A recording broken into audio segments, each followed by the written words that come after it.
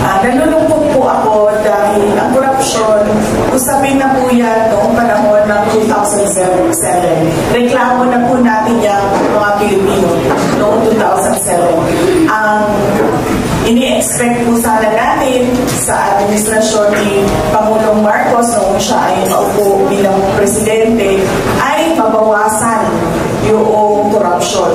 Dahil nakakaabala siya unang-una sa mga tao, sa mga negosyante, and syempre sa kaunlaran ng bayan.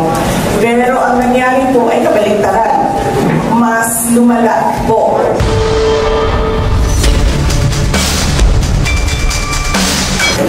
Tungkol po sa nalalaman po natin na napakalaking nangyayari about sa control of corruption. Ano po yung masasabi niyo? Nakakalungkot po ba? Dahil ang corruption po ay problema na natin. Noong mayor pa po ako, una po ako naging mayor 2010. Panahon po yun ni dating Pangulong Aquino. At bumalik po ako na una po ako naging public official is 2007. Panahon po yun ni dating Pangulong Arroyo.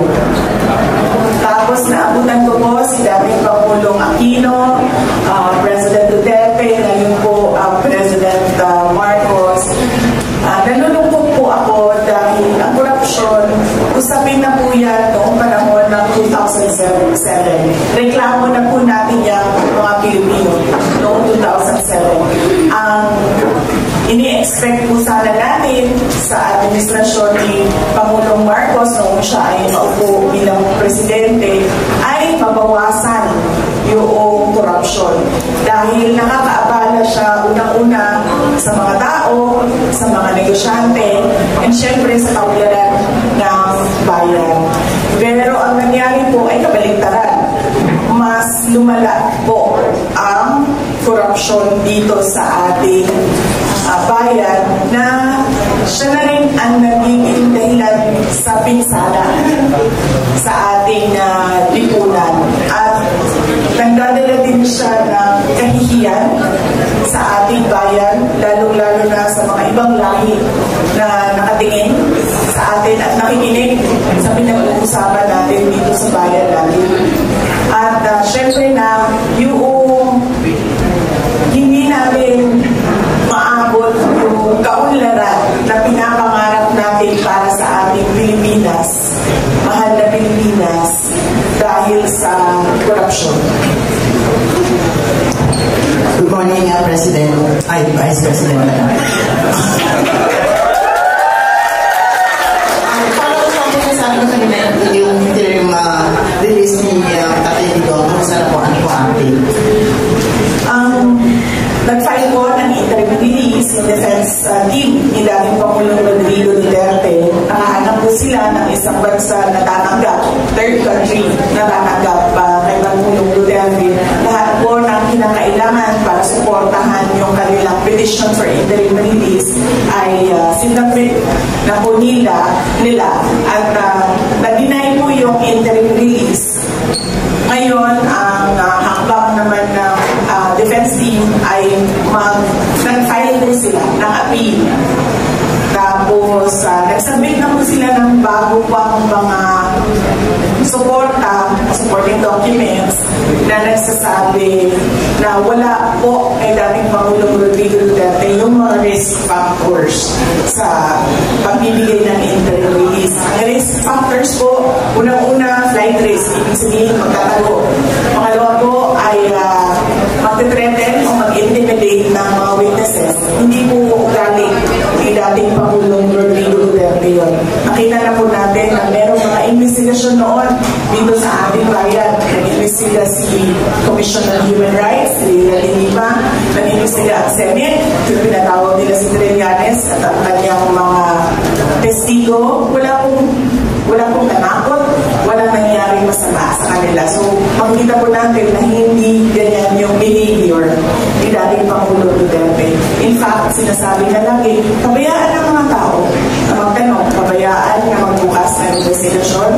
At ngayon, nag-cooperate siya sa International Criminal Court. At yung pangatlo po na risk factor ay yung posibleng pagpapatuloy ng paggawa ng krimen. So, wala po sa kanya lahat yun. So, yun po yung inuulit ng defense team sa kanilang appeal at naglagay po sila ng iba pang mga supporting documents.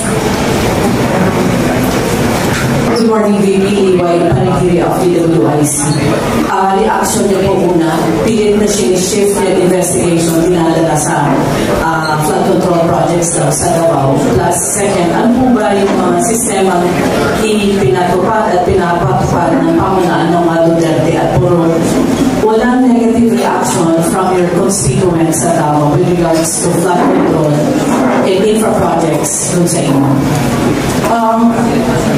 Una-una po ma'am, hindi na kami nagugulat na pilit na ininibigit yung flood control corruption kay dating Pangulo Rodrigo Duterte at kay Senator Bongo.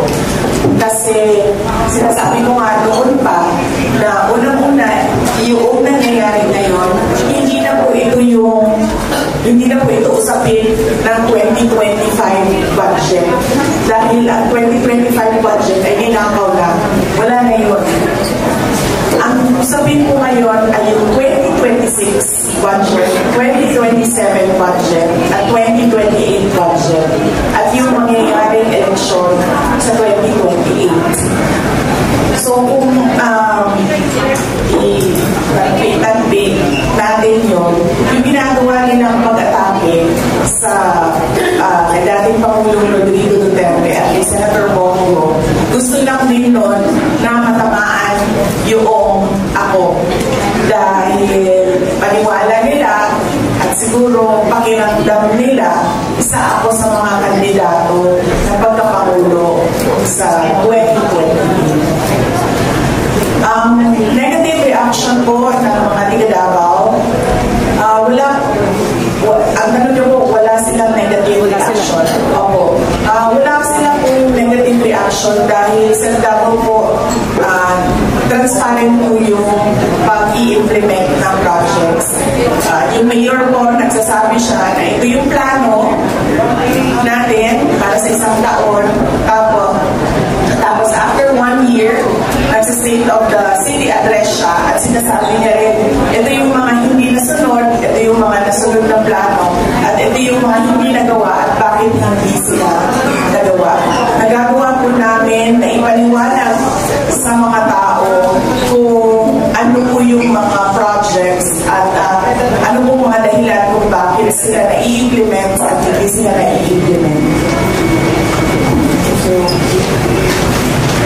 Good morning po, Madam Vice President.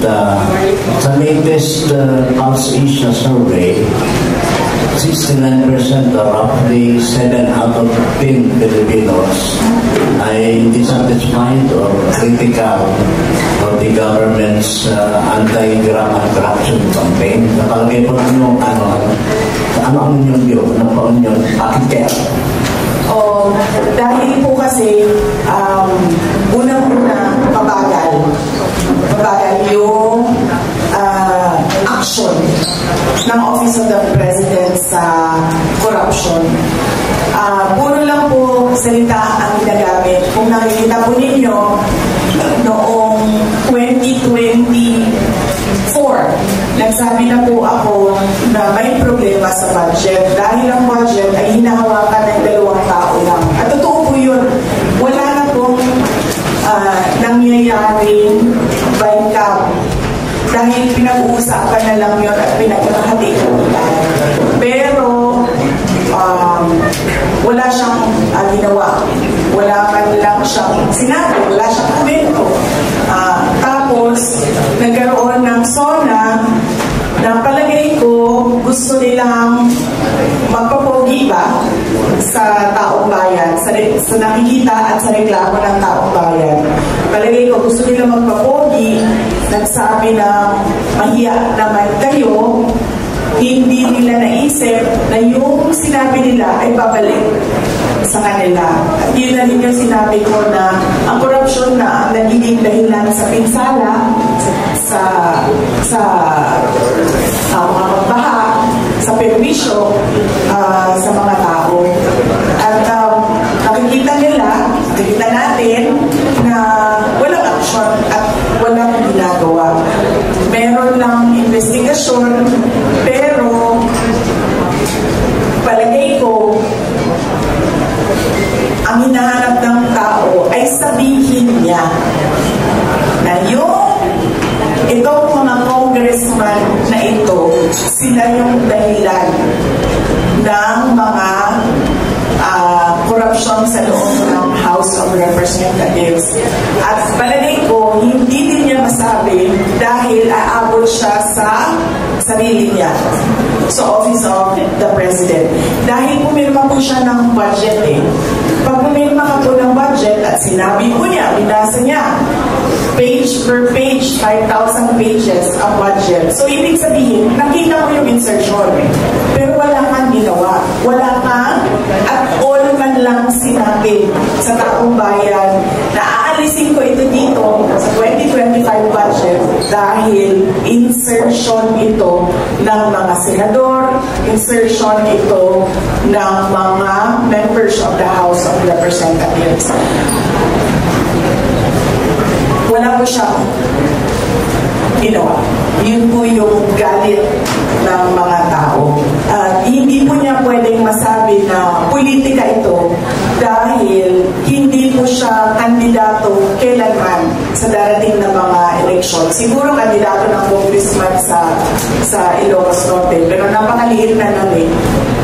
Hindi na siya makakatakbo bilang presidente, maliban na lang kung itutuloy at ipipilit nila yung charter change nila. So, ibig sabihin, hindi ito politika. Ito yung panghihingi ng mga tao sa kailangan mo gawin bilang Pangulo. Good morning, Your Excellency. Joseph Locani po ng Radio Pangasinan. Ma'am, how do you assess the ongoing investigation so far of the ICI? Unang-una, sir, hindi ko po alam kung bakit meron pa investigation ang ICI. Kasi napakadali naman nun Ilan po confidential, ilang bilyon ang confidential funds ng Office of the President. Sila lang sa loob ng kanilang opisina magagawa nila na mag-case build up gamit ang resources ng Office of the President. At i-file nila yun, diretso sa ombudsman o kung saan man na korte. Pero bakit kailangan pa niya magbukas ng ICI ng komisyon? Bakit kailangan pa niya magbukas ng komisyon? Paniwala ko, at sa basa ko, sa tingin ko, sa ginagawa niya, gusto niya magbukas ng ICI. Tapos, syempre, dahil hindi naman natin alam ang usap-usapan doon sa ICI. In fact, meron na nga umalis doon sa ICI dahil ang pakiramdam niya ay kinokontrol yung investigasyon. Nagbukas sila ng ICI para kung ano man yung investigation report ng ICI, yun na yung official na kwento ng nangyaring korupsyon.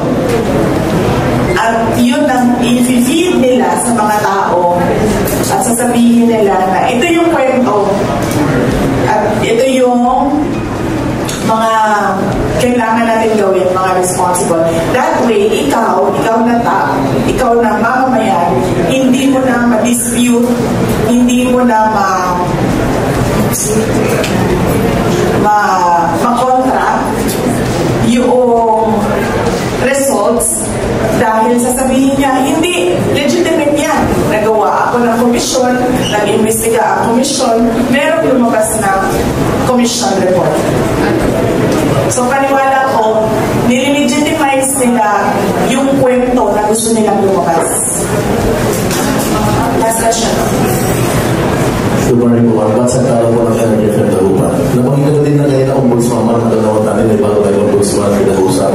a sudden. Any comments? Opo, sa usaping salian naman po, hindi ko po alam kung bakit meron silang orders na ano ba yun, pwede nang kunin ang salian. Dati pa naman po pwede kunin ang salian eh. Matter of hihingi ka sa ombudsman, magsusulat ka, mahingi ng salian ng tao na yan. At bakit ko nasabi na dati pa yan? Dahil dati pa lumalabas ang salian ko sa PCIJ, sa Philippine Center for Investigative Journalism. At hindi lang sa kanila ha, sa iba pang mga media outfit, lumalabas yung salian ko. In fact, si Debillanes nga, may kopya nga ng salian ko. So, hindi ko alam kung ano yung show nila, kung bakit kailangan pa nilang sabihin ngayon, pwede nang kunin ng salian. Tagal lang po pwede kunin yan. Pinag-aaralan ko po kung bakit gumawa pa sila ng ganitong kwento na pwede nang kunin ng salian. At sigurado ako meron na naman yung dahilan. May motibo. Okay, that's it, ma'am, for the questions. Yay! Salamat na kain na tayo. Maraming salamat na agad na bumakas. At sa mga kasamahan ko sa Office of the Vice President, unang-una ay congratulations sa inyo dahil hindi kayo natulog para lang mag-pilgrimage papunta dito sa Manawag, Pangasinan at para magsimba ng alas 6 na umaga. At pangalawa, huwag niyong kalimutan yung homily ni Father kanina. Anong sinabi ni Father? I-check ko lang kasi baka natulog na kayo sa misa. Hindi kayo natulog sa biyahe, natulog kayo sa misa. Oo. Anong sabi ni Father? Discipleship. At ano, what about discipleship? That's so fair. We can be a disciple even without any resources.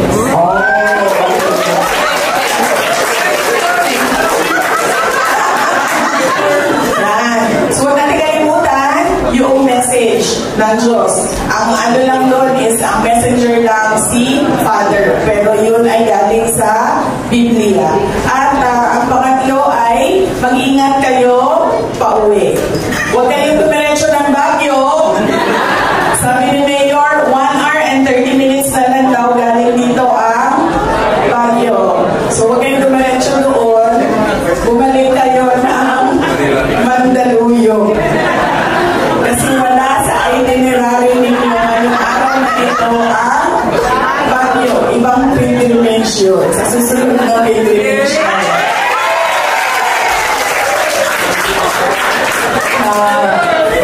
Masaya ako na nakasama mo kayong lahat ngayon. Ang kasama namin sa Central Office, sa Mandaluyong, mga kasamahan namin sa Satellite Office dito sa Pangasinan. Mga kaibigan dito sa Manawag, sa Dagupan, nandito po si Mayor, nandito si Barangay Laping, nandito si Brian Lim, si Mang Cecil, at sa inyo po, mga kasamahan namin sa media. Maraming salamat po. Magandang umaga. Hanggang dito na lang muna ang ating video at kung nagustuhan nyo, huwag kalimutan mag-subscribe at pindutin nyo na rin ang notification bell para ma-notify kayo sa ating susunod na video. Maraming salamat!